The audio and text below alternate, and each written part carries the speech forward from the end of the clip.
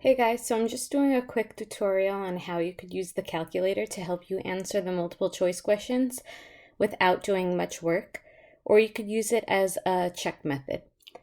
Okay, so for here, you're going to notice that they gave you a equals 3x squared plus 5x minus 6, and b equals negative 2x squared minus 6x plus 7. In addition to actually solving it algebraically, you could just take a minus b and type that into y equals. So for a, we're going to do 3x squared plus 5x minus 6, then the subtraction sign because it says b, and in parentheses negative 2x squared minus 6x plus 7. From here, I already know the answer is b, so I'm just going to show you how you could check to see if you have the right answer. So 5x squared plus 11x minus 13, and we're going to hit second graph, and you should notice that everything in y1 matches y2. Right here.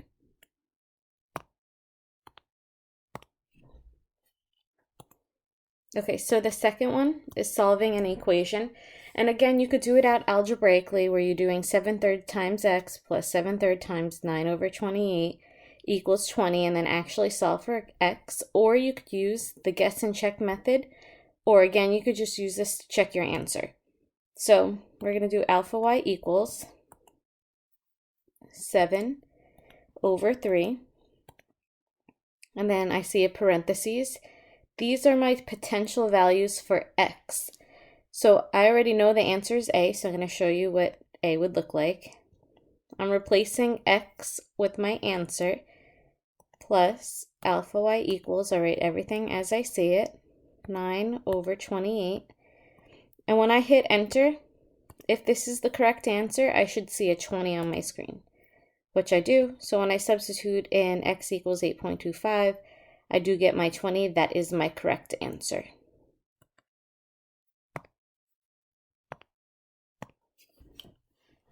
For this one, it is slightly different.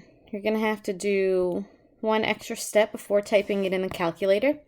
So for here, whenever I have an equation that's given to me and my answers are equations, I could use that y equals feature.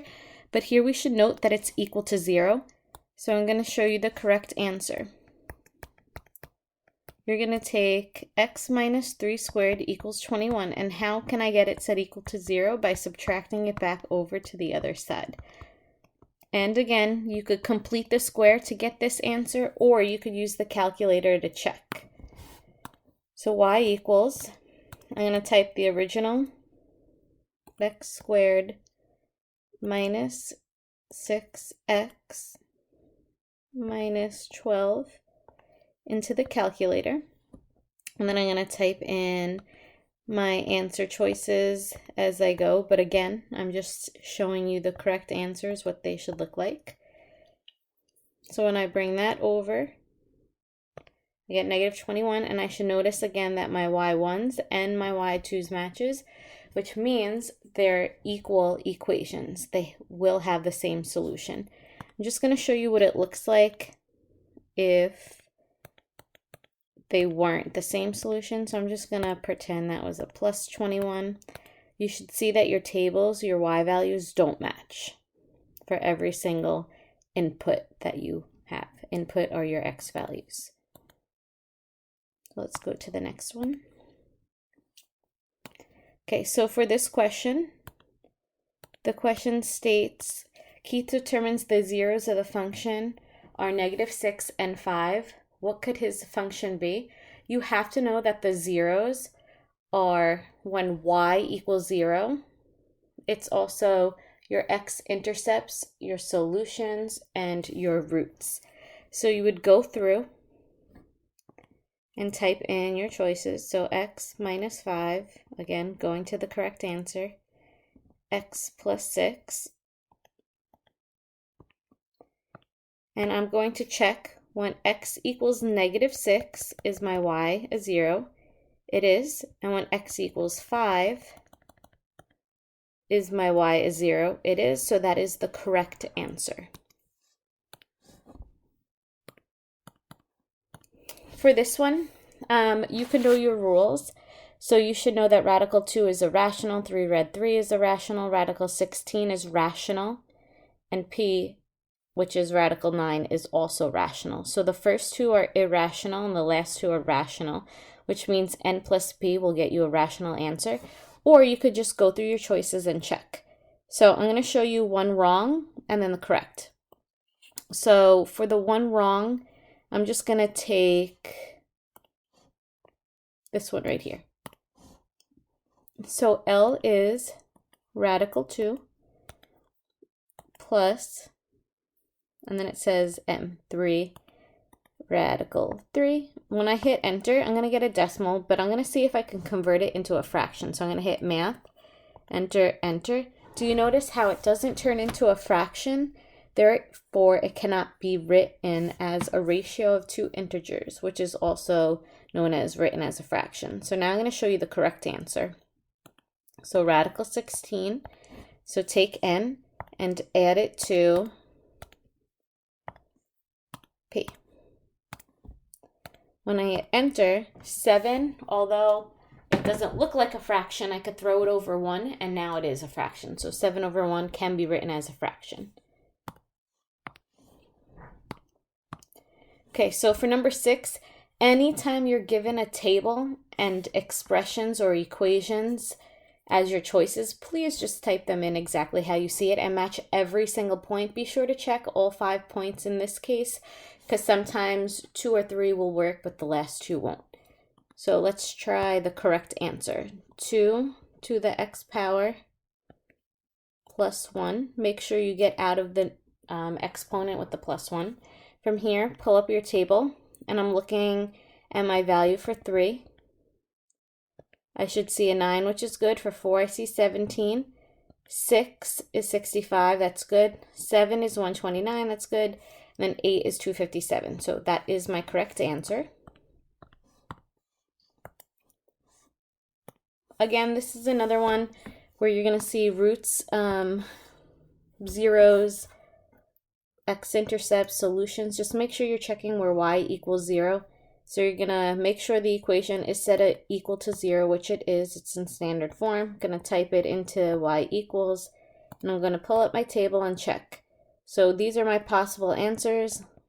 -5, I should see a 0, and at 5, I see a 0. That is correct.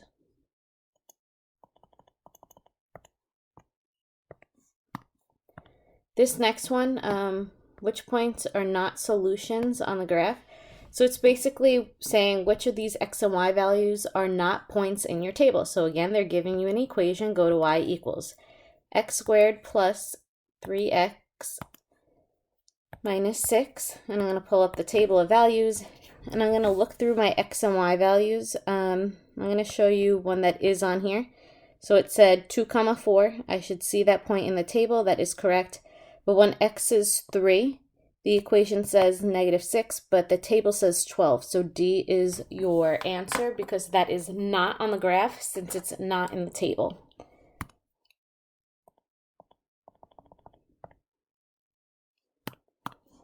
For this, they're giving you the equation 2x minus 4. So again, you're going to go to y equals, hit 2x minus 4 and pull up your table. They gave you the domain from 2 to 6. So they're telling you the x values, domain is x, from 2 to 6. So you're looking for the range, which is the y values from 2 to 6. So it's 0 and 8, choice 1.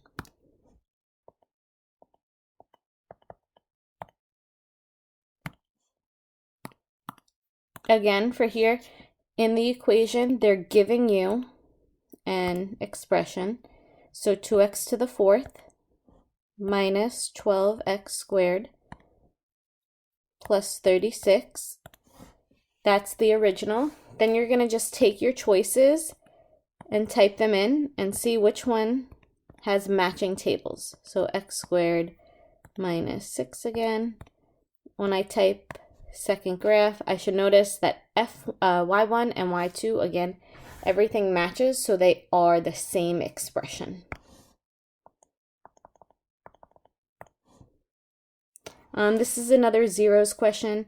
I'm just going to skip it because it looks like I might be cut off soon. So again, you're just going to type it in and see where the y coordinate is 0 in your table. Here's another one where you're just matching these equations right here. In y1, you're going to type in 25 x to the first. And for here, you have to make sure every single point matches. Be careful with the 0, 2, and 4, and not to confuse it with 0, 1, and 2. For here, this one's slightly different because you're looking at the graph, and you should notice that your x values are 1, 2, negative 2, and x equals negative 1, 2, 3, 4.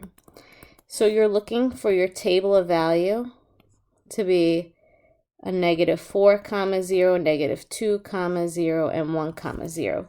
So when you type this right here into y equals, you're going to pull up the table and you should focus in on these 3 points and you're going to notice that it exists. If you hit the graph button, you should see that picture. So I'm just going to show you the graph and how it matches. X plus 2, and then x squared plus 3x minus 4. I'm going to hit graph, and I should see the same exact picture, which is another confirmation that A is the correct answer. For something like 14, again, they're giving you a table and equations. So at the very least, we should be typing these equations in and matching it. But before we do so, what do you notice about the values from 4 to 5.4 to 7.29 to 9.84? They're getting bigger, so they're growing. It's a growth. So I shouldn't worry about anything that says it's decaying. So from here, I'm going to just type in the correct answer, 4.135 to the x. And then when I hit my graph, 0, 4 is a point, 1, 5.4, 2, 7.9, and 3, about 9.84. Again, also, this is just helpful hints using the calculator, but we should also know if we're growing, our b term is going to be greater than 1 anyway.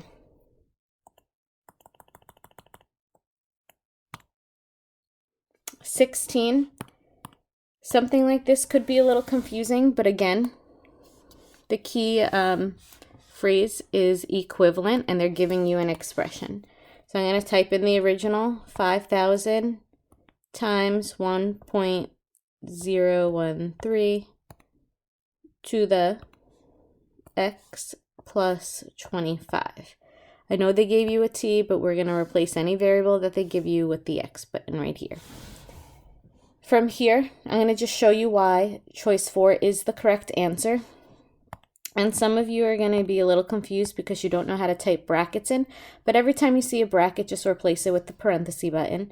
So for here, 1.013 to the x, and then it's times 1.013 to the 25th.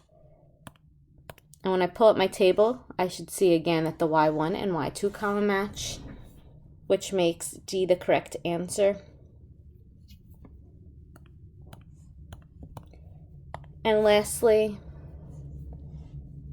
something where they're giving you the function g of x equals negative 2x squared plus 3x, and they're trying to tell you a value of g of negative 3. Just remember, g of negative 3 just means when x equals negative 3. Some of you do a good job and will just substitute it in like this, but then you try to do the math, and then you mess up the rules.